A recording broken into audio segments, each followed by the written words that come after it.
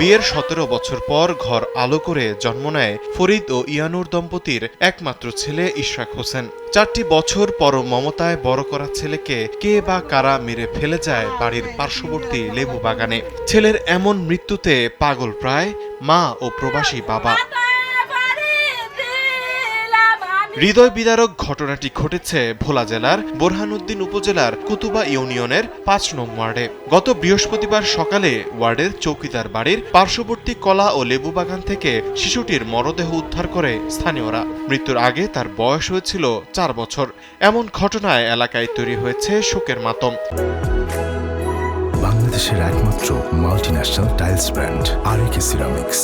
কোনোভাবেই 4 বছরের এই শিশুর অকাল মৃত্যু মেনে নিতে পারছেন না এলাকাবাসী ও স্বজনরা।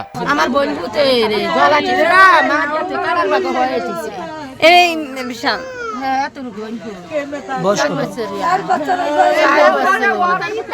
স্বজনরা জানান, ঘটনার দিন সকাল 9টার পর থেকে ইশরাককে খুঁজে পাওয়া যাচ্ছিল না। পরে পরিবার ও এলাকার লোকজন মিলে অনেক খোঁজাখুঁজির পর পার্শ্ববর্তী লেবু বাগানে এক মহিলা তার মরদেহের সন্ধান পান।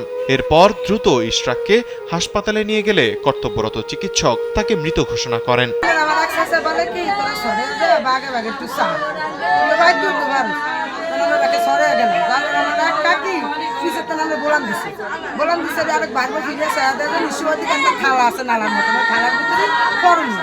দ্রুত হসপিটাল নেওয়া যাওয়ার পরে ডাক্তাররা পরীক্ষা করার পরে ওরা আমাকে পাশের রুমে একলা ডেকে নেওয়া হয়েছে।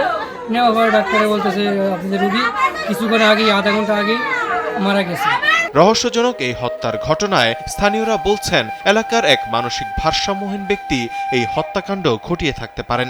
বাগানে টোকাইতেছি, একজন এক গেছে সবাই, পরে এই যায় একজনের দিকে সামনে, এরপর আমরা সবাই একসাথে ওরে পাইছি মরা অবস্থায় ওরা পাইছি, মানে ওরে পরে পুরানোর অবস্থা পাওয়া দেওয়া হয়।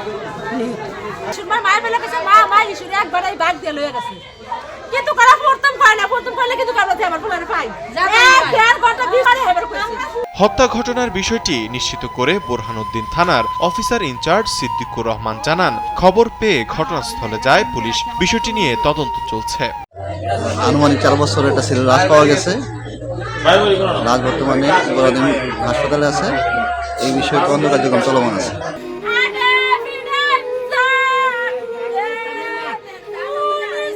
তৌহিদুল ইসলাম তারেক, কালবেলা।